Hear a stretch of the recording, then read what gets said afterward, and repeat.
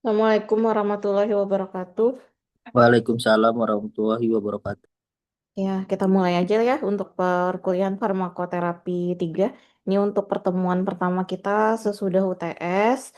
Jadi nanti sama seperti sebelum UTS ya pertemuannya. Saya paparkan dulu terkait RPS-nya. Untuk suara saya apakah terdengar jelas? Jelas Ibu, Oke. Hmm, farmakoterapi.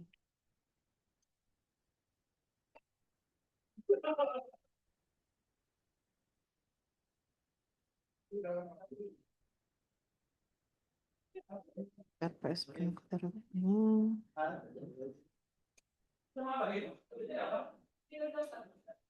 Nah, untuk RPS farmakoterapi. Untuk slide-nya terlihat ya.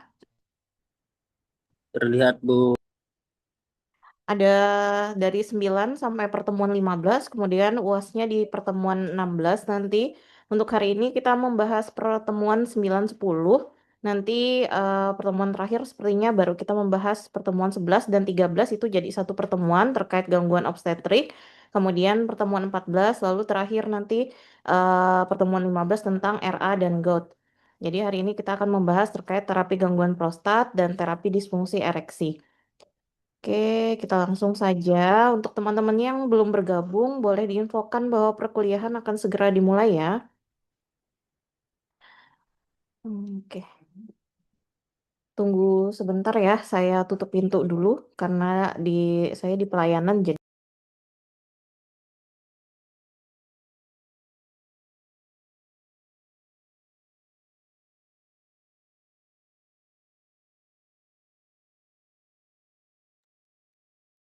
oke.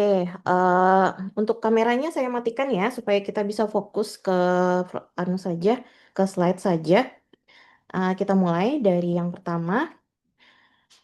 Kita membahas terkait tata laksana terapi gangguan prostat atau yang biasa disebut dengan benign prostat hiperplasia atau biasa juga disingkat dengan BPH.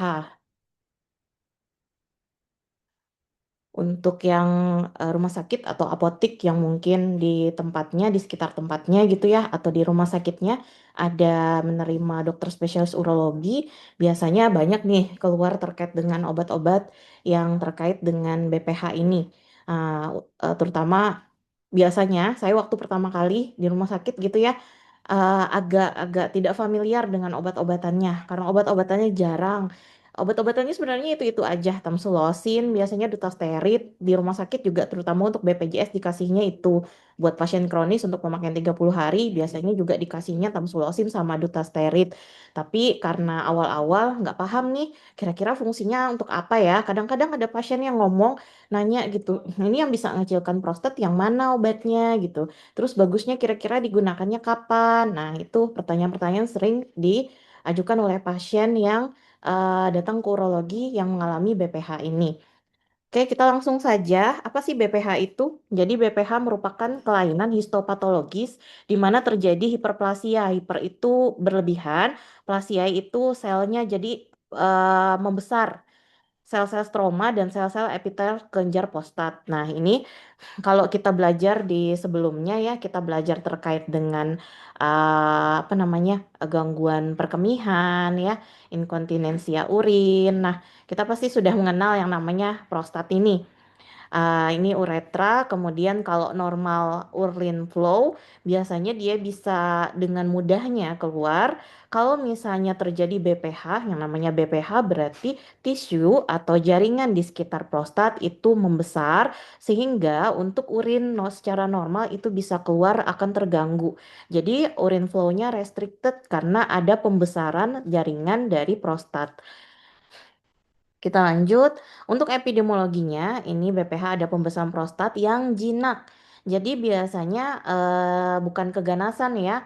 Biasanya terjadi pada pria umur 50 tahun ke atas, lebih dari 50 tahun. Jadi 50% pria di usia lebih dari 60 tahun ini mengalami gejala-gejala BPH yang kesulitan berkemih gitu ya. Faktornya yang pertama karena tadi pria usia ya. Ada di sini faktor resikonya jelas kenaikan usia sehingga meningkatkan resiko terjadinya BPH juga. Keluarga, obesitas, resistensi insulin. Untuk prevalensinya lebih dari 80% ini dialami pada pria usia lebih dari 80 tahun. Nah, etiologinya pertama ada perubahan penuaan, yaitu perubahan dari hormonal testosteron. Kemudian androgen di sini atau DHT ini menstimulasi pertumbuhan dari sel prostat.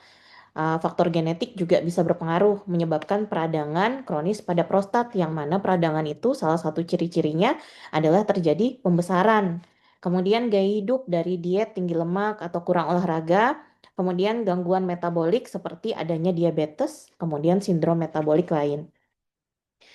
Patofisiologinya, pertama testosteron itu dikonversi menjadi DHT oleh enzim yang namanya 5-alfa reduktase. Jadi kalau ada kata-kata ase itu biasanya enzim ya. Jadi testosteron dikonversi oleh 5-alfa reduktase menjadi DHT. DHT ini yang merangsang pertumbuhan sel prostat sehingga terjadinya perbesaran pada prostat. Kemudian karena terjadi perbesaran seperti yang digambar tadi, maka terjadilah obstruksi saluran kemih bawah atau LUTS, sehingga aliran urinnya melemah, kemudian sering berkemih pada malam hari. Respon kandung kemih, hiperaktivitas, retensi urin. Oke, kemudian untuk tata laksananya, yang pertama tujuan terapi pada pasien BPH adalah mengembalikan kualitas hidup pasiennya. Terapi yang ditawarkan kepada pasien ini tergantung dari derajat keluhan yang dialami pasien, kondisi atau keadaan pasiennya, kondisi objektif kesehatan pasien yang diakibatkan oleh penyakitnya. Untuk pilihan terapi ini ada kalau bening itu berarti dia jinak ya. Kalau ada oma-omanya biasanya itu yang ganas. Jadi kalau pada BPH itu biasanya cenderung lebih jinak. Untuk terapinya, yang pertama kita menggunakan observasi dulu, disebut dengan terapi watchful waiting. Jadi sebenarnya pada dasarnya tidak memberikan terapi apa-apa. Jadi watch artinya kita cuma melihat dan menunggu. Nanti bukan cuma menunggu, melihat dan menunggu di apa namanya biasa ya. Nanti ada penjelasannya. Kemudian medikamentosa ini bisa menggunakan obat-obatan yaitu antagonis adrenergik alfa. Kemudian ada yang namanya inhibitor reduktase 5-alfa. Jadi tadi karena ada enzim yang berperan namanya 5-alfa reduktase untuk mengubah testosteron menjadi DHT, di mana DHT itu yang merangsang pertumbuhan sel prostat. Pasti di sini ketika enzimnya dihentikan, maka nantinya apa namanya pembesaran prostatnya juga bisa dikurangi atau dihentikan gitu ya. Kemudian ada pembedahan, ini prostaktomi terbuka, endourologi, ada yang namanya TURP, elektrofavorisasi. Nanti kita bahas lagi. Kemudian ada invasif, tapi yang minimal, TUMT ya, HIFU, stent uretra, tuna, atau ILC. Mungkin yang invasif minimal nanti akan saya paparkan sedikit saja karena kita bukan ranahnya ya. Kita mungkin akan lebih banyak membahas terkait medikamentosanya. Jadi nanti akan saya bacakan saja supaya kalian tahu terapinya selain dari terapi medikamentosa tadi. Oke, kita masuk ke terapi pertama yang disebut dengan watchful waiting. Ini artinya pasien tidak mendapatkan terapi apapun, tetapi perkembangan penyakitnya tetap diawasi oleh dokter. Jadi, kapan kita menggunakan watchful waiting adalah ketika indikasinya pasien dengan diagnosa BPH dengan skor IPSS atau International Prostate Symptom Score ini di bawah 7, yaitu terjadi keluhan ringan tapi tidak mengganggu aktivitas sehari-hari. Dia ada kategorinya ya. Jadi di sini ini ada IPSS. Jadi dia nanti dikategorikan eh, tadi untuk yang dengan terapi watchful waiting kalau skor IPSS-nya di bawah 7. Jadi ini kalau kita lihat di sini dari pertama ini kayak kuesioner ya. Jadi kalau ada teman-teman yang pakai kuesioner, jadi nanti ada scoringnya di sini. Kemudian kita akan totalkan, kita akan jumlahkan. Kayaknya nggak kelihatan ya di sini. Jadi akan ditotalkan keseluruhan berapa nilainya. Nah untuk pasien yang IPSS ini nilainya kurang dari 7, nanti akan diberlakukan terapi yang namanya watchful waiting. Jadi dilihat yang pertama dari incomplete emptying. Jadi nanti ditanyakan ke pasiennya berapa sering kamu memiliki sensasi tidak dapat mengeringkan atau mengosongkan ya, mengosongkan bladdernya atau kandung kandung kemih. completely after you finish urinating. Nah, kalau nilainya ada dari 0 sampai 5, nanti ditanyakan ke pasiennya, oh saya rasa itu ada di nilai 3 gitu. Sama kayak kita kalau skala nyeri kan ada 1 sampai 10. Nah, kalau skala IPSS itu ada 0 sampai 5. Nanti dituliskan nilainya di sini 3. Kemudian di scoring kan, nanti skornya berapa gitu ya. Lalu ditotalkan nanti kalau IPSS-nya kurang dari 7, berarti indikasi ini bisa diobati dengan menggunakan watchful waiting dulu. Dengan menghindari faktor resikonya, ya harapannya nanti tidak naik ya kategorinya. Jadi namanya watchful waiting. Kemudian lanjut. Ada terapi non farmakologi yang lain, yaitu edukasinya. Yang pertama, jangan banyak minum dan konsumsi kopi atau alkohol setelah makan malam. Kemudian kurangi konsumsi makanan atau minuman yang menyebabkan iritasi pada vas urinaria, misalnya seperti kopi. Kemudian batasi penggunaan obat-obat dekongestan yang mengandung PPA atau penilpropanolamin. Kemudian yang keempat, kurangi makan pedas dan asin, jangan menahan kencing terlalu lama. Setiap 6 bulan ini pasien diminta, jadi tidak hanya dilihat dan ditunggu gitu ya, tapi 6 bulan nanti dia akan datang kontrol lagi, ditanya dan diperiksa tentang perubahan keluhan yang dirasakan, ada tidak perubahan. Misalnya, oh saya sudah membaik gitu ya, atau IPSS skornya nanti menurun. Kemudian bisa juga IPSS-nya nanti naik gitu ya. Nanti kita lanjut ke kalau di atas 7 kita lakukan terapi medikamentosa. Kemudian pemeriksaan laju pancaran urin, kemudian volume residual dari urinnya. Kemudian terapi medikamentosa, ini untuk pasien dengan keluhan sedang. Nah, jadi di atas 7 di antara 8 sampai 19 hingga berat di antara 20 sampai 35 atau pasien yang tidak menunjukkan perbaikan setelah dengan terapi watchful waiting tadi. Jadi tujuan terapinya adalah yang pertama mengurangi resistensi dari otot polos prostat sebagai komponen dinamik. Yang kedua mengurangi volume prostat sebagai komponen statik. Nah, untuk obat yang digunakan, yang pertama ada antagonis adrenergik reseptor alfa. Obat-obatannya seperti fenoxibenzamin, kemudian doxazosine, terazosin, dan tamsulosin.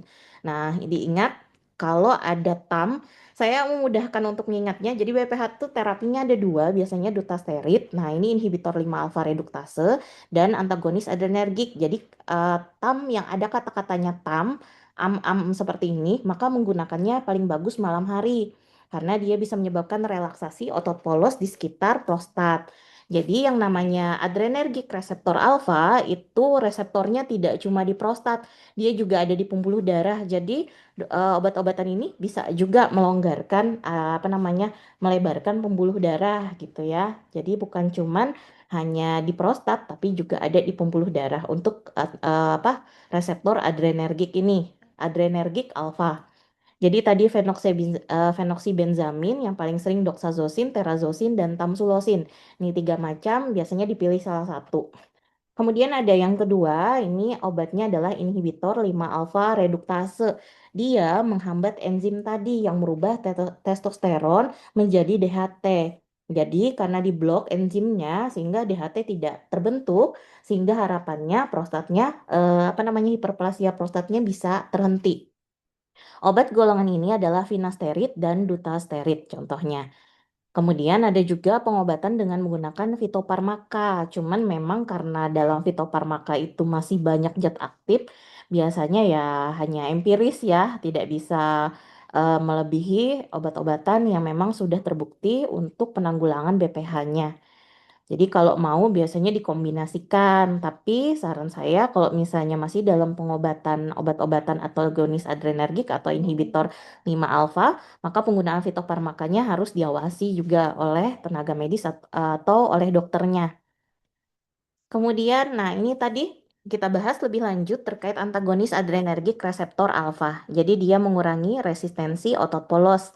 Mekanisme kerjanya, dia menghambat reseptor alfa 1 di otot polos prostat, di uretra, bladder neck. Jadi sehingga terjadi relaksasi otot polos. Masih ingat dengan kondisi normal, kalau kita mampu berkemih, maka nanti otot dari sphincter itu akan menjadi relaksasi sehingga urin bisa dikeluarkan dengan mudah. Jadi dia apa namanya eh, merelaksasi otot polos di prostat, uretra, dan bladder neck sehingga memudahkan urin untuk keluar. Tadi obatnya contohnya adalah doxazosine dan tamsulosin. Kemudian yang kedua, sorry, kita masuk ke dosisnya dulu ya. Kemudian doxazosine ini dosisnya 1 sampai 8 mg per hari per oral. Untuk mekanisme aksinya sama, relaksasi tadi otot polos di uretra sama prostat. Indikasinya, nah ini karena dia bisa merelaksasi otot polos, jadi otot yang bisa direlaksasi bukan hanya prostat, tapi juga bisa melebarkan pembuluh darah.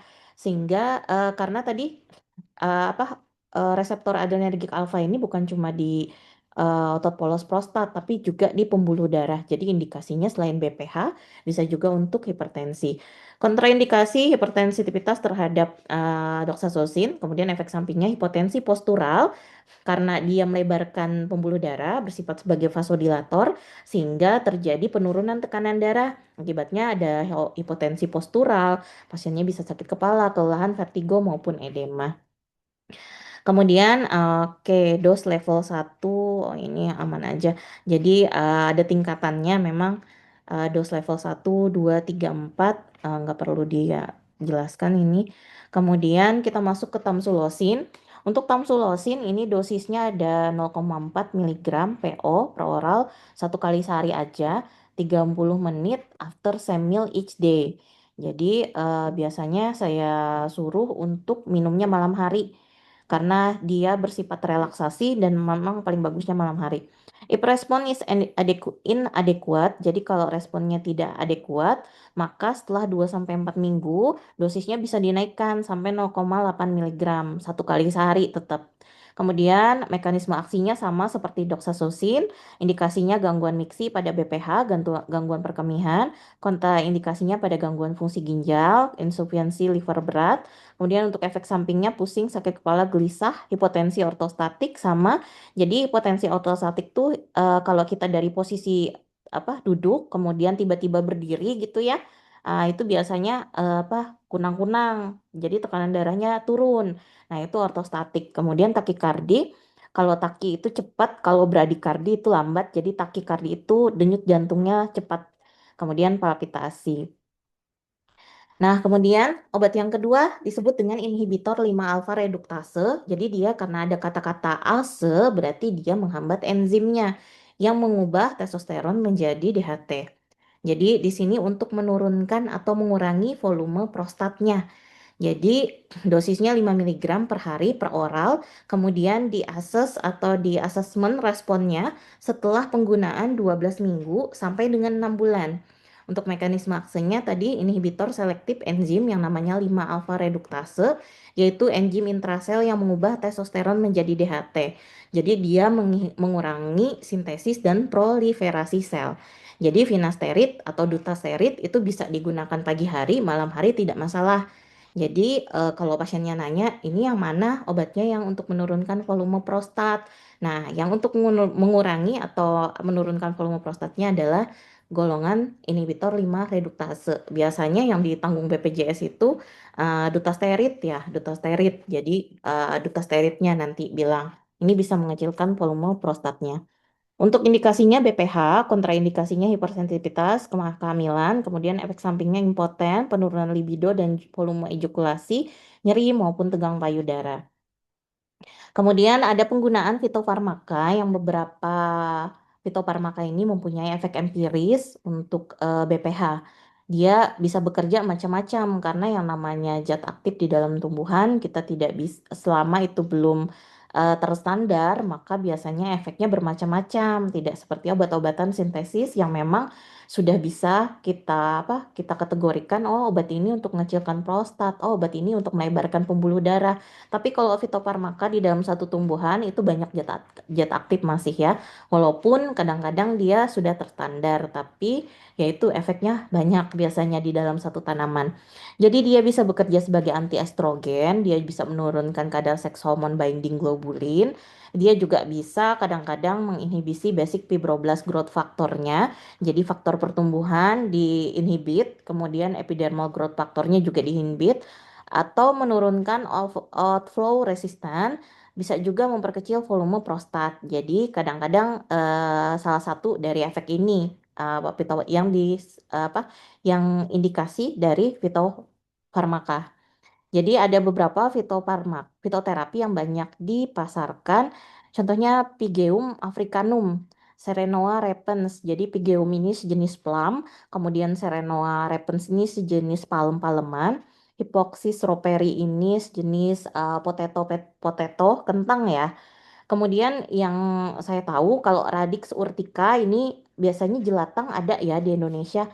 Jadi namanya itu jelatang ya. Jadi dia karena radix berarti akarnya, akar dari tumbuhan itu tadi. Kemudian kita lanjut. Nah, ini terapi intervensi karena ini bukan ranah kita, jadi saya hanya menjelaskan sedikit terkait terapi intervensinya. Jadi ini direkomendasikan bila tidak ada perbaikan setelah terapi menggunakan medikamentosa. Jadi retensi urinnya semakin sering, ISK-nya berulang karena tadi terjadi retensi urin, jadi urinnya tertampung di kandung kemih, akibatnya karena tidak bisa keluar bisa menyebabkan infeksi ISK berulang, kemudian hematuria. Jadi di dalam urinnya ada darah, kemudian bisa menyebabkan gagal ginjal. Sorry, kalau misalnya pasiennya gagal ginjal kan ada obat yang kontraindikasi. Nah, biasanya kita eh, cenderung melakukan terapi intervensi dibandingkan medikamentosa. Kemudian komplikasi obstruksi dari saluran kemih bawah. Ini terdiri dari ada prostaktomi terbuka, ada pembedahan endourologi, kemudian ada juga tindakan invasif yang minimal. Nah, ini untuk prostaktomi terbuka, ini untuk volume prostatnya. Jadi tergantung volume prostatnya. Kalau volume prostatnya 80 sampai 100 cm kubik, ini merupakan indikasi utama. Jadi cara yang paling tua, paling invasif karena dia membuka apa? Membuka apa namanya? Membuka perut gitu ya. Paling efisien perbaikan gejala BPH-nya 98%. Tekniknya pendekatan suprapubik, transvesikal, dan retropubik infravesikal. Jadi yang ini digunakan dengan membuka bagian apa namanya? Membuka dengan bagian bagian perut ya. Sorry, mana ya? Nah, jadi the surgeon removes the central part of the prostate through incision in the abdomen. Jadi di sini ada insisi di dalam perut. Jadi surgeonnya atau ahli bedahnya akan membuka, kemudian bladder di sini ya. Kemudian ada prostatnya akan diangkat. Kemudian kateter untuk mendrainase atau mengeluarkan urinnya, prostat with central part yang sudah di remove atau dihilangkan. Jadi dia membuka abdomen, membuka perut gitu ya. Kalau menggunakan prostaktomi terbuka ini. Nah, ini beberapa komplikasinya. Jadi karena walaupun dia efisien bukan berarti tanpa resiko gitu ya.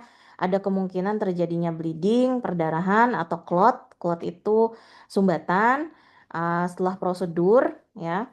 Kemudian ada retensi urin juga bisa yang disebabkan dari darah yang terklot tadi atau gumpalan darahnya. Kemudian inkontinensia urin juga mungkin. Jadi kalau inkontinensia urin kan ketidakmampuan untuk menahan urin. Jadi ini disebabkan biasanya karena ada iritasi karena tadi abdomennya terbuka gitu ya. Kemudian ada retrograde ejaculation ini beberapa beberapa laki-laki itu akan mengalami retrograde ejaculation.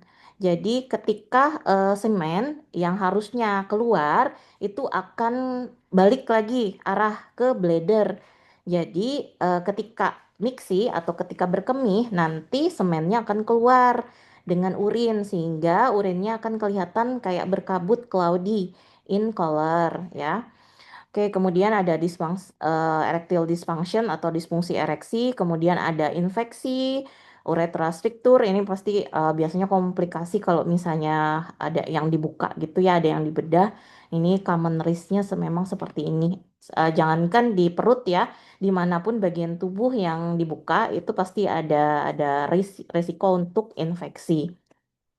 Kemudian pembedahan endoneurologi. Tadi kalau misalnya di awal itu hanya sorry membuka abdomen, membuka perut. Kalau di endoneurologi ini agak beda. Nah, nanti kita lihat gambarnya ya. Jadi ada yang pertama namanya TURP atau transurethral resection of the prostate. Jadi 90% dari semua tindakan pembedahan prostat pada pasien BPH ini menggunakan TURP. Jadi lebih sedikit dia menimbulkan trauma dibandingkan prosedur yang awal yaitu prostaktomi terbuka di mana kita membuka abdomen.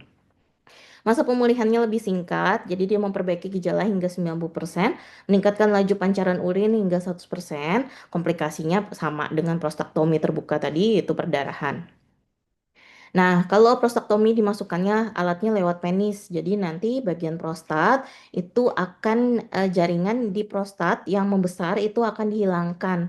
Tapi beda kalau tadi prostaktomi terbuka dia akan membuka abdomen, tapi kalau di sini alatnya dimasukkan lewat penis. Kemudian ada yang namanya TUIP, saya TUIP ya namanya. Pokoknya TUIP yang merupakan kepanjangan dari Transurethral Incision of the Prostate. Saya paling sering itu mendengar TURP, kalau TUIP itu jarang gitu ya. Kalau ini kepanjangan tadi Transurethral Incision of the Prostate atau BNI, Bladder Neck Incision. Indikasinya, kalau tadi mungkin untuk prostatokmi terbuka itu untuk prostat yang besarnya 80 sampai 100. Kalau yang TWIP ini untuk yang prostatnya berukuran masih kecil kurang dari 30 cm. Tidak dijumpai pembesaran lobus medius, tidak ditemukan adanya kecurigaan karsinoma. Kalau oma tuh berarti ada keganasan pada prostat. Untuk waktu yang dibutuhkan pasti lebih cepat dan sedikit menimbulkan komplikasi dibandingkan dengan TURP. Untuk metode ini menggunakan monoinsisi atau bilateral insisi mempergunakan pisau cooling mulai dari muara ureter, leher buli-buli sampai ke verumontanum. Jadi insisinya diperdalam hingga kapsula prostat. Kemudian ada menggunakan panas atau termoterapi ini untuk prostat yang berukuran lebih kecil lagi. Jadi dilakukan pemanasan hingga lebih dari 45 derajat Celcius sehingga menimbulkan nekrosis. Nekrosis itu kematian. Jadi kalau misalnya ada jaringan yang mati itu kan biasa berwarna hitam. Nah, kalau termoterapi ini kita menimbulkan nekrosisnya itu dengan pemanasan. Jadi setelah terjadi nekrosis koagulasi jaringan prostat, maka diharapkan energi panas tadi atau gelombang mikro di antara 519 sampai 1296 mikrohertz ini dipancarkan melalui kateter. Jadi kateter dimasukkan di uretra, kemudian dimasukkan alat itu yang bisa memanaskan sehingga menyebabkan terjadinya kematian jaringan di prostatnya tadi yang disebut dengan nekrosis koagulasi sehingga terjadi destruksi jaringan pada zona transisional prostat. Kemudian ada TUNA atau Transurethral Needle Ablation of the Prostate. Dia memakai energi dari frekuensi radio yang menimbulkan panas. Kalau ini panasnya sampai 100 derajat Celcius. Dihubungkan dengan generator yang membangkitkan energi pada frekuensi radio 490 kHz melalui sitoskopi dengan menggunakan silokain. Jadi silokainnya ini untuk anestesinya. Jadi kateter dimasukkan sampai jarum ada di kelenjar prostat, kemudian dipanaskan suhu 100 derajat sehingga sama pada yang tadi termoterapi. Akibatnya ada nekrosis jaringan. Cuma beda suhu. Kalau tuna dia memasukkan radiofrekuensi sehingga panasnya mencapai 100 derajat Celcius. Tapi kalau termoterapi pemanasannya lebih dari 45 derajat Celcius saja. Menggunakan energi panas plus gelombang mikro, kalau tuna menggunakan frekuensi radio. Kemudian ada yang disebut HIFU. Jadi HIFU nggak cuma buat muka. Jadi ada HIFU buat muka. Kalau di sini HIFU-nya buat prostat, high intensity focus ultrasound. Jadi gelombangnya bukan radio atau bukan dari gelombang mikro ya, tapi dari menggunakan gelombang ultrasonografi dari transducer piezokeramik yang mempunyai frekuensi 0,5 sampai 10 MHz. Jadi energinya dipancarkan melalui alat yang diletakkan transrektal dan difokuskan ke kelenjar prostat. Jadi ini tidak melalui penis ya, tidak melalui uretra. Jadi nanti diletakkan aja di transrektal dan difokuskan di kelenjar prostatnya. Kemudian ada stent. Jadi kalau pernah dengar ada pemasangan digistent, nah ini yang dimaksud. Jadi stent itu dipasang intraluminal di antara leher buli-buli dan di sebelah proximal veromontanum sehingga urin dapat melewati lumen uretra prostatika. Jadi alat ini biasa dipasang kemudian bisa dilepas kembali menggunakan endoskopi. Jadi dia dimasukkan selang, biasanya kalau ada perbelokan saluran kencing gitu ya, karena ada perbesaran prostat, ingat di gambar di awal karena ada pembesaran prostat biasanya saluran kencing itu berkelok-kelok sehingga jadinya aliran urinnya tidak maksimal. Jadi dipasangin selang sehingga nanti urinnya bisa keluar dengan baik gitu ya. Ini adalah stent. Biasanya alatnya bisa dipasang atau dilepas menggunakan tadi metode endoskopi. Kemudian kita masuk ke monitoring terapi BPH di sini dengan evaluasi gejala dengan menggunakan IPSS. Tadi IPSS-nya sudah saya paparkan di depan. Kemudian bisa melihat ukuran prostatnya dengan dilakukan USG. Kemudian bisa melihat sisa urin post mixi. Kemudian kita kira-kira ya dari berapa banyak yang kita minum gitu, ternyata yang dikeluarkan sedikit aja, berarti sudah ada yang tidak beres gitu. Berarti kemungkinan terapinya kalau misalnya urin yang dikeluarkan tetap sedikit, ada kemungkinan terapi yang digunakan tidak maksimal gitu. Kemudian dilihat fungsi ginjal, kreatinin, dan efek samping dari terapinya. Oke, sampai sini dulu untuk BPH. Sebelum saya masuk materi berikutnya, apakah ada pertanyaan? Oke,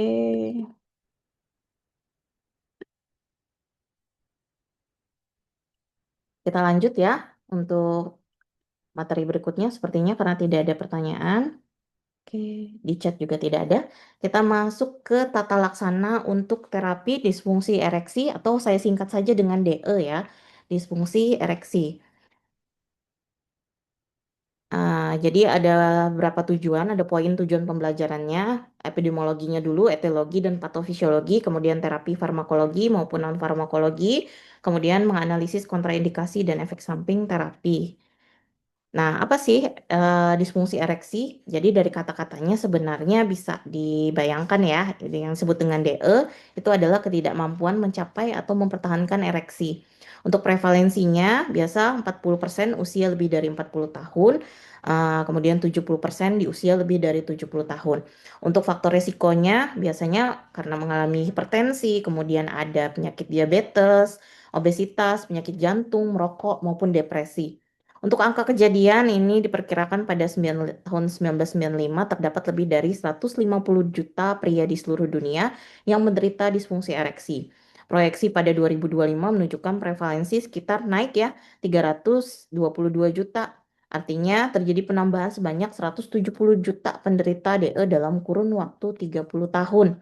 Karena sekarang gaya hidup juga ya, makanan yang kita konsumsi sehingga menyebabkan angkanya juga meningkat signifikan. Untuk etiologinya, jadi ada yang disebabkan karena organik, ini sekitar 80% penyebab dari DE. Jadi disebabkan vaskular, vaskular itu karena gangguan pembuluh darah, gangguan neurologis, kemudian neurologis persarafan ya, kemudian ada endokrin, kemudian ada juga disebabkan oleh obat-obatan. Kemudian etologi yang lain bisa disebabkan oleh psikogenik, jadi kecemasan, kemudian depresi, atau dari campuran antara organik dan psikogenik. Nah, untuk kondisi medis tertentu, ini contohnya kayak penyakit kardiovaskular. Jadi, ini masuk ke dalam etiologi organik ya. Jadi, 80% menjadi penyebab terjadinya disfungsi ereksi. Jadi, penyakit kardiovaskular. Nah, ini penyakit jantung, hipertensi, dan aterosklerosis. Jadi, adanya plak atau penyumbatan di pembuluh darah yang disebabkan oleh clot atau pembekuan darah gitu ya, atau disebabkan oleh lemak. Ini dapat mengganggu aliran darah ke penis sehingga mempengaruhi kemampuan untuk ereksi. Kemudian ada juga diabetes, kondisi medisnya, ini kadar gula darah yang tinggi itu biasa merusak saraf dan pembuluh darah. Makanya biasanya pasien diabetes itu suka kebas kesemutan karena yaitu ada masalah kerusakan saraf.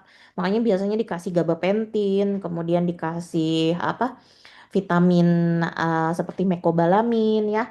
Itu karena itu tadi diabetes itu menyebabkan kerusakan saraf. Ini sehingga berkontribusi pada masalah ereksi. Kemudian obesitas dan sindrom metabolik. Jadi kelebihan berat badan seringkali berhubungan dengan kondisi kesehatan lain yang dapat memicu DE. Kemudian ada yang namanya penyakit Peyronie. Ini kondisi menyebabkan pembentukan jaringan parut di dalam penis sehingga mengganggu kejadian ereksinya itu sendiri. Kemudian ketidakseimbangan hormon ini karena hipogonadisme, jadi ada produksi hormon testosteron yang rendah dapat menyebabkan DE. Kemudian gangguan tiroid, baik hipertiroidisme maupun hipotiroidisme dapat mempengaruhi fungsi seksual. Kemudian faktor psikologis, ini psikogenik tadi ya, stres dan kecemasan. Jadi ada masalah emosional seperti stres kerja atau kecemasan tentang performa seksual dapat mengganggu kemampuan untuk mencapai ereksi. Kemudian depresi juga menjadi penyumbang faktor psikologi. Jadi gangguan mental seringkali berhubungan dengan penurunan libido dan masalah seksual lainnya. Kemudian masalah hubungan juga masuk faktor psikogenik. Jadi ketidakpuasan dalam hubungan atau masalah komunikasi dengan pasangan juga bisa menjadi faktor penyebab. Efek samping obat juga ada beberapa, contohnya antidepresan, antihipertensi, dan obat-obatan untuk kondisi kesehatan tertentu dapat menyebabkan disfungsi ereksi sebagai efek samping. Kemudian gaya hidup tidak sehat, merokok, dan konsumsi alkohol berlebihan, ini dapat merusak pembuluh darah dan mengurangi aliran darah ke penis. Jadi ketika terjadi ejakulasi, itu sebenarnya ada terjadi pemenuhan darah ya di penis. Jadi kalau misalnya ada masalah pembuluh darah, biasanya logikanya berarti ada masalah dengan masalah ejakulasinya, masalah ereksinya. Kemudian yang kelima, gaya hidup tidak sehat seperti, oke ini yang tadi ya. Kemudian kurangnya aktivitas fisik, gaya hidup sedentari berkontribusi pada masalah kesehatan yang memicu DE. Gangguan neurologis atau persarafan seperti stroke, penyakit Parkinson, atau cedera tulang belakang dapat mempengaruhi fungsi saraf yang terlibat dalam proses ereksi. Nah, ini perbandingannya tadi dari aspek ada penyebabnya. Kalau yang organik itu masalah fisik atau medis, kalau yang psikogenik psikologi ya. Contoh penyakitnya seperti untuk yang organik diabetes, jantung dan hipertensi. Jadi kebanyakan penyakit yang mempengaruhi pembuluh darah karena itu tadi ketika ereksi sebenarnya itu darah terkumpul di penis sehingga kalau misalnya terjadi masalah atau ada penyakit yang mendasari yang menyebabkan permasalahan pada saraf maupun pada pembuluh darah, ujung-ujungnya bisa mempengaruhi ereksinya. Kemudian stres, depresi, masalah hubungan ini contoh penyakitnya. Gejalanya tadi kalau yang organik itu kehilangan ereksi di pagi hari, tapi kalau yang psikogenik erektil saat tidak terangsang, saat tidur. Kemudian untuk pengobatan, terapi medis atau pembedahan untuk yang disfungsi ereksi psikogenik ini konseling psikologis dan terapi perilaku. Kemudian, nah kita masuk ke patofisiologi terjadinya ereksi sendiri. Jadi untuk ereksi ini memerlukan aktivasi parasimpatis, saraf parasimpatis, dan pelepasan yang namanya zat yang namanya NO. NO itu adalah nitrit oksid. Jadi NO ini nanti akan menyebabkan guanilat siklase itu meningkat sehingga dengan peningkatan CGMP, siklik guanil monoposfat, ini akan menyebabkan relaksasi otot polos sehingga gangguan NO maupun CGMP ini vaskularisasi saraf atau hormon bisa menyebabkan disfungsi ereksi. Nah, jadi kalau misalnya ada rangsangan seksual, ini yang pertama dia akan memicu saraf di penis untuk memproduksi molekul yang namanya nitrit oksid. Jadi persarafan akan mengeluarkan zat yang namanya nitrit oksid. Kemudian nitrit oksid akan mengaktifkan enzim yang mengubah GTP menjadi CGMP, disebut siklik guanin monoposfat CGMP itu ya. Jadi NO yang keluar tadi lewat rangsangan akan mengaktifkan enzim yang mengubah GTP di dalam darah menjadi CGMP, siklik guanin monoposfat. Nah, untuk apa CGMP ini sebenarnya? Jadi CGMP ini bertindak sebagai sinyal utama yang membuat otot polos di pembuluh darah penis itu bisa rileks, sehingga memudahkan tadi untuk darah mengalir deras dan mengisi ruang corpus cavernosum, jaringan spons di penis, sehingga memicu ereksi penuh. Nah, apabila ada suatu zat yang namanya PDE5 atau disebut dengan enzim 5 fosfodiesterase. Jadi enzim fosfodiesterase tipe 5 ini akan memecah CGMP untuk mengakhiri ereksi setelah ejakulasi.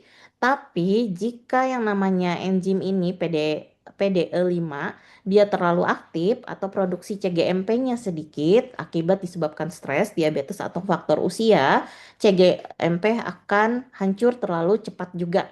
Sehingga tadi akhirnya ereksinya berakhir gitu ya. Nah, ini tadi ada jadi yang terlibat ada NO, nitrit oksid, kemudian ada CGMP. Kemudian kalau misalnya ereksi akan berhenti, biasanya akan melepaskan yang namanya enzim fosfodiesterase. Dia akan mengakhiri ereksi tadi. Tapi kalau ada yang mempengaruhi salah satu apa namanya salah satu hal ini, maka dia juga mempengaruhi terjadinya ereksi. Untuk diagnosisnya, kita perlu anamnesis lengkap, riwayat seksual, medis, dan psikologis. Ada kuesionernya untuk mendiagnosa, membantu mendiagnosa. Jadi IF5. Kemudian pemeriksaan laboratorium seperti testosteron, glukosa maupun lipid. Kemudian bisa menggunakan evaluasi vaskular seperti menggunakan Doppler, tes prostaglandin jika diperlukan. Kemudian untuk penata laksanaan ini pasti ada terapi obat oral ya. Jadi ini ada keuntungan dan kerugiannya. Untuk obat oral itu penggunaan sesuai kebutuhan bisa diterima oleh pasien, juga pemberiannya mudah karena biasanya per oral. Kemudian kerugiannya ya terjadi efek samping tadi. Kemudian terapi lain alat vakum konstriksi ini penggunaan alat ya. Jadi non farmakologik, kemudian penggunaan sesuai kebutuhan namun penggunaannya biasanya sulit dan terjadi juga efek samping. Kemudian ada obat yang diberikan secara intrauretral. Penggunaannya sesuai kebutuhan, efikasi relatif aman, cuman kerugiannya dia diberikan secara invasif, tapi secara lokal saja karena hanya diberikan intrauretral. Ada juga yang injeksi langsung ke intrakavernosal, jaringan spons di penis. Jadi penggunaan sesuai kebutuhan, efikasi relatif aman, tapi tadi sama pemberian invasif lokal dan efek sampingnya juga efek samping lokal. Kemudian ada operasi arteri penis, ini efikasi relatif ya untuk etiologi spesifik. Kemudian ini lebih invasif dibandingkan, sorry kita kelewatan yang ini ya. Jadi operasi arteri penis invasif sama seperti prostesis penis. Jadi invasif juga efek sampingnya sama operasi vena penis. Ini efektif juga pada kasus selektif. Jadi memang dipilih kira-kira pakai yang mana yang diperlukan. Apakah yang pada pembuluh darah arteri atau pena aja. Tapi sama-sama invasif di sini. Kemudian dari yang ini, dari apa terapi invasif, pasti ada masalah terkait dengan biayanya ya, yang lumayan mahal. Kemudian ada terapi psikoseksual, ini tidak invasif, aplikasinya luas. Jadi tapi kerugiannya efikasi tidak pasti, tergantung pasiennya, tergantung motivasi pasiennya. Kemudian pasti ada biaya juga. Oke, untuk lini pertama karena kita farmasi, jadi kita membahas obatnya. Ada yang namanya obat yang menghambat enzim fosfodiesterase 5 atau PDE5 tadi. Jadi dia suatu enzim yang terdapat di organ penis dan berfungsi untuk menyelesaikan ereksi penis. Jadi tadi di sini enzim tadi fosfodiesterase tipe 5 dia akan memecah CGMP yang sebenarnya tadi terbentuk ini supaya otot polos di pembuluh darah penis rileks. Jadi ketika ereksi mau berakhir gitu ya harusnya berakhir, PDE5 ini akan mengambil alih sehingga dia akan merusak CGMP sehingga tadi penisnya apa namanya eh kembali seperti semula gitu ya. Nah, jadi oke, kita lanjut. Terapi lini pertamanya pasti dia menghambat enzim fosfodiesterase 5 atau PDE5 yang berfungsi untuk menyelesaikan ereksi penis. Jadi sehingga ketika PDE5-nya dihambat, ereksinya juga pasti lebih lama ya. Kemudian, nah ini obat-obatannya. Preparat rektogenik golongan PDE5 yang pertama kali ditemukan jadi adalah sildenafil. Jadi kalau kalian pernah baca buku obat-obat penting gitu ya, Tan Hon Jae itu bukunya Legend. Jadi di sana ada ceritanya bahwa pertama kali ditemukan sildenafil itu sebenarnya dia diuji coba untuk obat anti hipertensi. Karena ya yang namanya merelaksasi otot polos terutama sama di penis itu juga bisa merelaksasi pembuluh darah. Jadi dia pertama kali ditemukan adalah untuk obat anti hipertensi. Ternyata di kemudian hari dia bisa menyebabkan ereksi bisa bertahan lebih lama. Jadi mula kerjanya antara setengah jam sampai 1 jam, sedangkan masa kerjanya 5 sampai 10 jam. Sildenafil tidak begitu selektif dalam menghambat PDE5 karena zat ini ternyata juga menghambat PDE6 yaitu jenis enzim yang letaknya di mata. Jadi, kondisi ini bisa menyebabkan penglihatan mata menjadi biru atau disebut dengan blue vision. Obat ini juga tidak bisa diminum berbarengan dengan makanan karena absorpsi penyerapannya akan terganggu jika lambung dalam kondisi penuh. Jadi, konsumsi 1 jam sebelum makan atau 2 jam sesudah makan pada saat perut kosong. Efek samping, nah karena dia memvasodilatasi pembuluh darah sehingga menyebabkan tadi ereksi lebih lama, jadi dia juga menyebabkan apa efek-efek penurunan tekanan darah seperti sakit kepala, flushing, rinitis, dizziness, hipotensi dan hipotensi postural.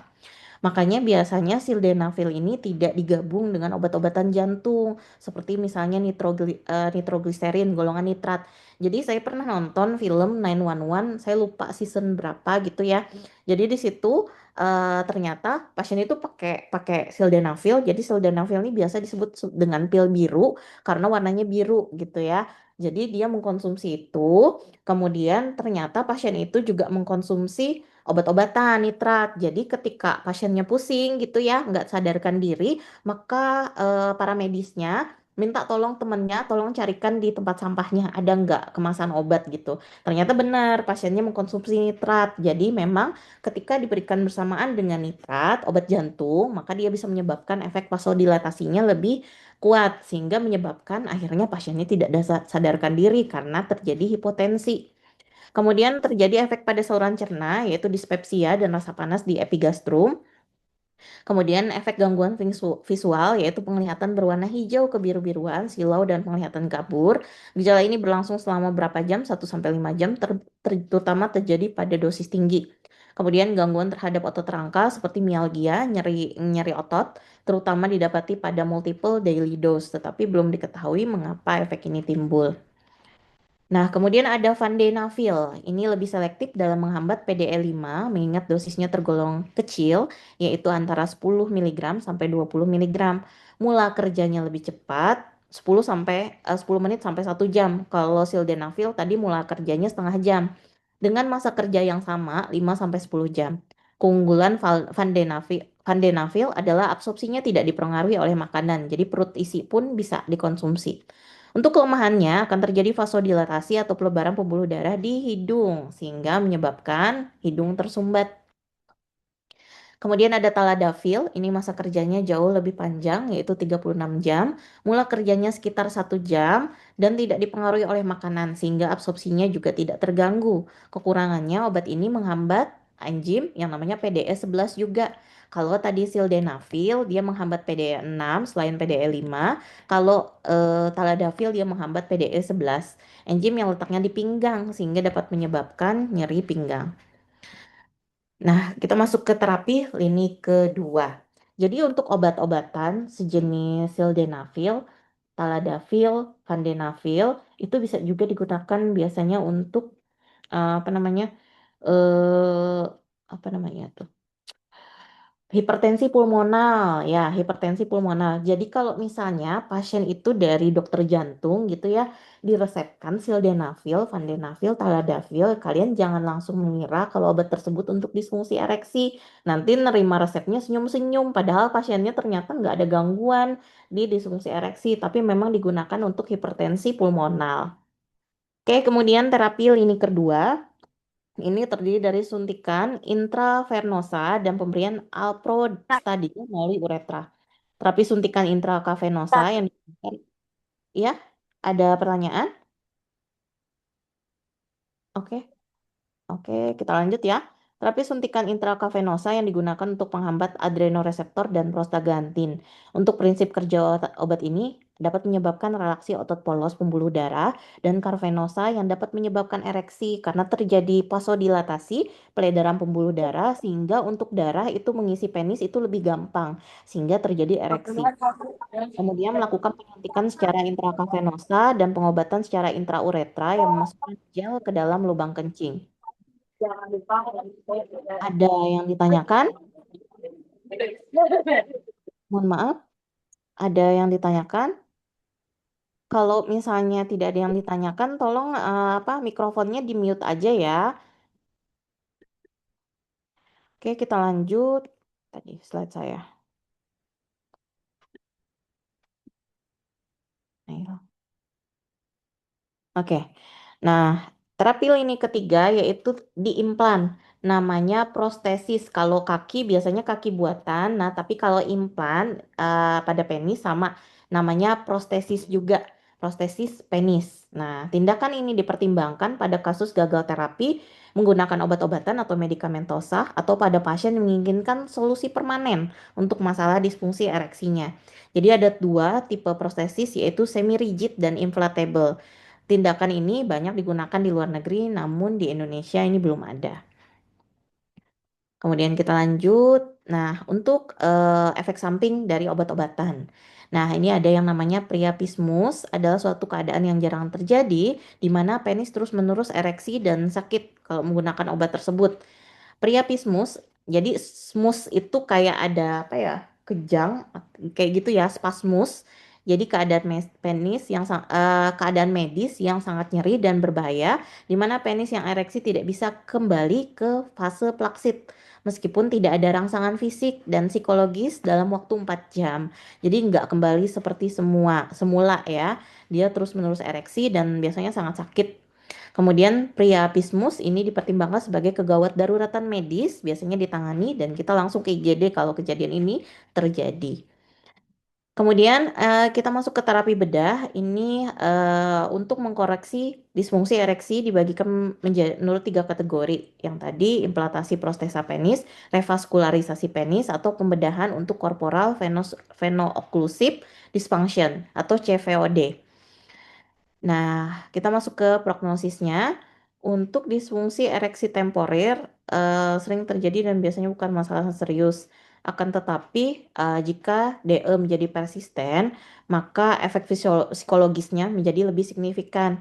DE dapat menyebabkan gangguan hubungan antara suami istri dan akhirnya menyebabkan depresi. Jadi sebelumnya mungkin hanya disebabkan oleh faktor organik, akibatnya karena terjadi DE yang terus-menerus bisa menyebabkan gabungan antara organik dengan psikogenik. Jadi DE yang persisten dapat merupakan suatu gejala dari kondisi medis yang serius. Bisa karena diabetes tadi, karena pada diabetes ada terjadi kerusakan saraf dan pembuluh darah biasanya lebih rigid sehingga menyebabkan untuk aliran darah ke penis itu juga terganggu. Kemudian penyakit jantung, hipertensi, itu penyakit pembuluh darah, penyakit vaskular, misalnya ya ujung-ujungnya menyebabkan DE. Bisa menjadi salah satu faktor resiko gangguan tidur atau masalah, masalah sirkulasi. Kemudian untuk monitoring dari terapi, kita evaluasi efektivitas dan kepuasan pasien, pantau efek sampingnya seperti tadi, priasmus, dan interaksi obatnya. Terutama tadi interaksi obat dengan obat-obatan jantung seperti golongan nitrat. Dia bisa menyebabkan vasodilatasi berlebihan pembuluh darah, akibatnya pasien menjadi hipotensi sampai bisa pasiennya kehilangan kesadaran. Kemudian pertimbangkan dukungan psikososial atau konseling tambahan. Oke, sampai sini dulu untuk pertemuan terkait dengan disfungsi ereksi dan BPH, benign prostat hiperplasia. Jadi kita ada, oh iya, mana lagi ya? Oke, nanti untuk pertemuan terakhir nanti berarti kita mungkin agak lebih lama karena kita membahas terkait dengan penyakit pada obstetrik ginekologi, OBGYN, kemudian kontrasepsi, dan kita membahas RA atau gout. Oke, sampai sini dulu untuk pertemuan ini. Sebelum saya akhiri, apakah ada pertanyaan?